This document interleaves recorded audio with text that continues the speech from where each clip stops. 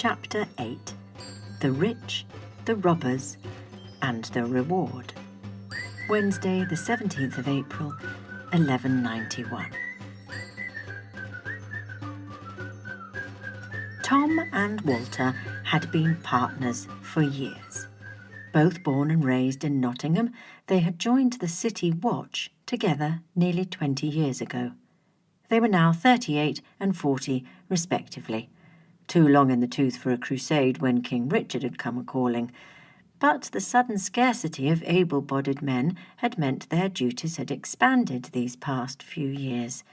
Now they had to patrol the roads leading into the city. This wasn't so bad. They got a horse each, a slight pay increase, and the air was certainly a lot fresher than in town. But the recent zeal of the outlaws that lived in the forest was beginning to cause them both concern. "So, what happened?" Tom asked the pudgy nobleman. The watchman had seen the carriage first, an ostentatious-looking thing, but no horses in sight. Then they'd seen Sir Humphrey Stockport. Sir Humphrey was the sort of man who only sweated when it was hot, never from physical exertion. The kind of high-born who used his fortune to be as comfortable as humanly possible at all times. He was now decidedly uncomfortable. Sitting dejectedly on the ground by the side of his carriage, he had waved them down with a flourish of a silk handkerchief. "I think even I would have robbed him," Walter had whispered to Tom as they rode up. They struggled to suppress their grins as the nobleman began to recount his ordeal. "They came out of the forest," said Sir Humphrey. "I thought it was just one man at first. My carriage had stopped suddenly, and I leant my head out to see what was going on, and there, in the middle of the road, was a man with his hand raised, telling us to halt, and—" "What did it look like?" interrupted Tom. Sir Humphrey seemed the sort who wouldn't draw breath. "I couldn't see his face. He was wearing a hood, a red hood," the nobleman sputtered. "Right." Walter scratched the bridge of his nose. "Well, a red hood. That is pretty distinctive. Can't be too many of them knocking about." "You said they came out at forest. Did you get a look at others?" asked Tom. "It all happened so quickly. They came from the trees, and the next thing I knew, the carriage door was being flung open. The ruffian in the red hood peers in, sees me, seems annoyed, and then walks away, leaving another hooded figure, huge—" "Red again," Walter interjected. "No, green, dark green. Green as the choking ivy on oak," Sir Humphrey said dramatically. "You said he were huge," pressed Walter. "Must have been 8 feet high. He bade me leave the carriage and explained that I was being robbed. It was at that point that my blood began to boil. I always keep a dagger about my person." "Probably for cutting cheese," thought Tom. "And if you don't mind me asking, sir, what is a man of your standing doing travelling through woods alone without an entourage?" Tom asked. "Are you trying to blame the victim?" "Oh, no, sir," replied Tom quickly. "Please continue." "Very well. As I was travelling alone, aside from my cowardly coachman, I realised that I would have to defend my own person. I exited my carriage, dagger in hand. I lunged at the big man, but something struck the blade from my grasp. It was the red-hooded knave. He had shot it out of my hand with an arrow. I didn't know such a thing was possible. Well, they took my purse and jewels, paid my coachman for the inconvenience, and made off with my horses. Oh, what a hideous trial!" Sir Humphrey slumped back down against his carriage. Reliving his ordeal seemed to have taken a lot out of him. "I could hear them laughing as they made their way back into the woods. Barbarians!" he finished with a whimper. Tom and Walter looked at each other. Outlaws had been hiding in the forest for months now, but they had never done something quite so brazen. They had heard reports of the giant before, but this figure in the red hood was new. Tom and Walter had their hands full the next few days. It seemed that every carriage carrying a wealthy passenger was targeted. They all relayed the same story: a red-hooded man and a giant in green, alongside a band of equally colourful characters. No commoner was attacked, though. Every produce cart, farmer and trader made it into the city without a scratch. They thought they were onto something when they received a tip that some of the men of the forest were drinking in a local village inn. But when they arrived, the keeper said that they just missed them. Apparently, the whole gang had turned up, singing and making merry with the locals. They had paid for their drinks with a jewelled ring and brought several rounds for all in attendance. Tom and Walter asked every patron which way the outlaws went. They received 6 different answers. "Is that all?" The sheriff had listened to every word of Tom and Walter's report without interrupting, his long index fingers pressed up to his pale, thin lips. He was sat at his wooden counting table, which was heavy with papers and coins. Tom and Walter had only been called into this room twice before, both tense and unnerving affairs. The stone walls of his castle chamber felt oppressive, and the sheriff kept the room cold.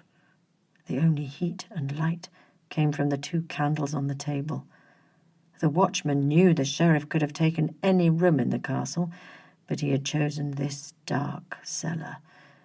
It was said that he never wanted anyone to watch him count. "Yes, Sheriff, all the noblemen had the same story. This lot hit hard and fast," Tom replied. His eyes flicked to the door. He wanted to get out of this room and away from his boss's gaze as quickly as possible. "Well then," the sheriff lifted himself out of his low chair, placing his many ringed hands on the table. "This matter needs to be dealt with in the same manner. The royal procession will arrive in 30 days. Every crown fogger and lord luster within 50 miles will be making their way to Nottingham." The sheriff straightened his leather tunic. It was said that he had once been a tracker, and he still dressed as if he were about to start a hunt. The rings were the only finery he allowed himself. Tom and Walter knew that every one of them came from a finger he had personally removed. "And if this noble brood come from the north, they will be coming through Sherwood." He lowered his head and paused. The silence unsettled Tom and Walter. Was he expecting them to suggest something? Suddenly, the sheriff clapped, making them both jump. "Right then, here's what we're going to do. You," the sheriff pointed a long finger at Walter, "we need the local riffraff to turn him in. No one's going to squeal on a man who's robbing the rich. You know that wheat field to the southwest of the city? The Rogers one?" "Yes, sir," Walter replied nervously. The dog-like hunger in the sheriff's dark eyes disturbed him. "Burn it down, discreetly." The sheriff stroked his pointed beard, ignoring the looks of alarm from his men. "And you," the sheriff turned his attention to Tom, "rally up some scribes. I want bills up all over the area for his arrest. Put a reward on them and list his crimes, including the field thing. Use simple drawings for the illiterates. Dismissed." The sheriff pushed back his oiled black hair and returned to his chair as Tom and Walter began to leave. "Oh, Thomas!" Tom turned, his hand clutching the door handle hopefully. "Sir, give him a name. Something catchy." The 2 old partners left the chamber, leaving the long-fingered man counting his coins. A small, contented smile stretched across his snake lips. Tom could still smell the smoke coming from the burnt wheat field as he nailed up the first of the reward bills to a tree. Though he wasn't wholly comfortable with the sheriff's plan, he was sure it would work. The days were numbered for the newly christened Robin Hood and his band of merry men. A week later, and the tensions in and around Nottingham had heightened considerably. Half of the locals seemed staunchly under the impression that the already infamous Robin Hood was a dangerous thief and saboteur. The other half knew him as the champion of the common man.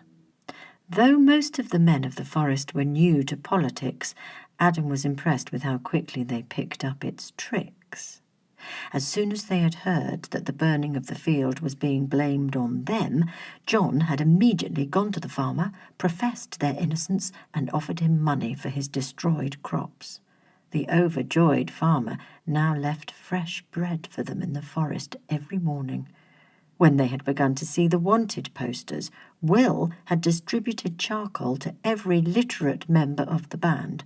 Within a few days, robs the rich to feed the poor had been added to the list of charges on the posters. David, a very creative youth who had fled his family home under curious circumstances, had the marvellous idea of dyeing all their hoods red. That way, any one of them could be Robin. Today had been relatively successful.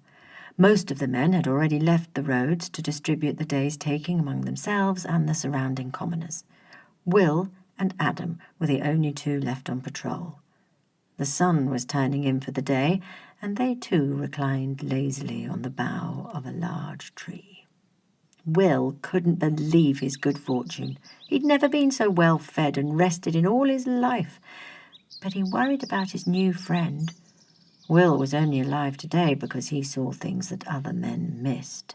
And although Adam always seemed outwardly cheerful, drinking and eating and singing as much as the other men, he could see that Adam was getting frustrated.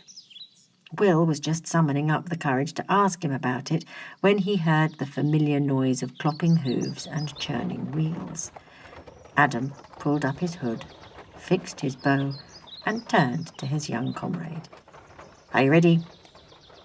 "One more and then we'll call it a day?" Will asked hopefully. How can the young have so much energy and be so slothful at the same time? Will reluctantly roused himself and perched next to Adam, who had a clearer vantage point. The coach was not a commoner's. Its varnished wooden panels gleamed in the setting sun. Their roles were well practised by now. Adam would jump in front and stop the coach, while Will would appear from the side, ready to meet any resistance. But as their target grew closer, they began to hear voices from inside the carriage. "Oh, don't be like that, my maid of eternal beauty," a man's voice slurred. "No, stop it. For the last time, unhand me," a woman replied, distressed. Will excitedly turned to Adam. "Sounds like a woman. Is that her?" "I'm not sure. It's been so long," Adam admitted. Would he even recognize her voice if he heard it? Will thought he detected a slight tremor in his friend's speech. He shook Adam by the shoulder in what he hoped was a reassuring manner. "Oh, come on. This could be it." With a flourish, Will swung through the tree branches to assume his position. Yeah, it could be. Here she was, a woman in a carriage, being taken to Nottingham, seemingly against her will. There were more shouts from the carriage. "I swear, if you touch me again, I will find you sleeping and gouge out your eyes." That could be her. Hope was beginning to build within his chest, despite himself. It was so dangerous to hope. "I like a woman with a bit of spunk," laughed her attacker. Her attacker. What was he still doing in this bloody tree? "No, stop it!" the woman in the carriage cried out again. With one swift movement, Adam leapt directly from the tree onto the roof of the moving carriage, landing just behind a rather bewildered coachman. "Lovely night for a walk, isn't it? I can take over from here for a while," Adam said jovially. The coachman went for the knife in his belt. "Don't," Adam requested. But it was no use. The coachman drew the blade and swung at Adam. With a quick dodge and a practiced blow to the back of the head, the coachman was unconscious and deposited in a nearby gooseberry bush. Taking his stead, Adam pulled back on the reins and brought the carriage to a sudden halt before swinging around to the side of the coach and forcefully ripping the door open. "Eve!" It wasn't her. "Ning." Adam recovered as best he could, sounding oddly formal. He found himself facing a large knight with a salt and pepper beard, wine-stained tunic, and a sword at his hip. A few glass bottles, presumably the source of the knight's wine stain, bestrew the floor. The knight had been pawing at the dress of a noble maid, who still had both arms up in front of her, clearly trying to fend him off. Their eyes met. Adam was looking into brown, almond-shaped eyes, framed within a heart-shaped face and a braid of auburn hair. Her eyes widened as she saw him, half relieved, half afraid. But it wasn't her. "Forgive the intrusion, my lady. Is this man bothering you?" asked Adam, attempting a smile as disappointment settled in his stomach. "Filthy peasant!" The knight lunged clumsily at Adam. Adam moved quickly to the side, causing the drunk to fall through the open door and land face first in a deep puddle of mud. "Filthy nobleman," Adam replied. He couldn't let his disappointment show. He was Robin now, and he had to stay in character. Robin Hood was never disappointed, only merry. "I am Sir Guy of Gisborne. You have dishonoured my lady, whom I was chaperoning to Nottingham. Prepare to die." The knight had somehow made it to his feet, although he seemed unlikely to stay there. He fumbled for his sword. Adam took in his attacker. Sir Guy was a larger-than-average man, obviously trained in combat. Even in his cups, once pulled from its scabbard, the knight held his sword with form. He and Adam circled each other. "Oh, chaperoning. Is that what that was?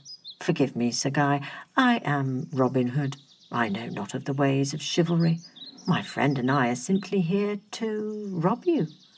Adam gave a small bow, careful not to take his eyes off the sword. "Friend?" A confused expression crossed Sir Guy's face. The answer came in the form of an arrow whistling past, barely an inch from his nose. The inebriated knight spun to see 3 fingers waving at him. "Good evening, sir," said Will merrily. Sir Guy reddened, furious. He held the sword in a defensive stance, positioning himself between Adam and the carriage. "I am Sir Guy of Gisborne. You have dishonoured my lady, whom I was chaperoning to Nottingham. Prepare to—" But they would never know if it was death they were again to prepare for, or if the knight had decided to deviate from his pronouncement. A large wine bottle appeared above Sir Guy's head before descending with a satisfying clunk. The knight fell in a heap at the steps of the carriage. The maid brandished the bottle triumphantly. Will dropped down from the tree to join an open-mouthed Adam. "Thank you for the distraction," the woman said calmly, though a victorious fire burned in her eyes. "I've been wanting to do that since Leicester. I am Lady Marian, and it appears I am in need of a new chaperone." You've been listening to Evergreen, Chapter 8, written by Sam Russell and read by Catherine Russell. If you enjoyed it, wherever you're listening, please subscribe, give us a rating and a review, so we can get this story into more people's ears. And if you really enjoyed it and want to support this project, you can do so on our Ko-fi page. All details are available on our Twitter account at Evergreen Book 1. That's at Evergreen Book 1. The next chapter comes out on September 20th. Thanks for listening.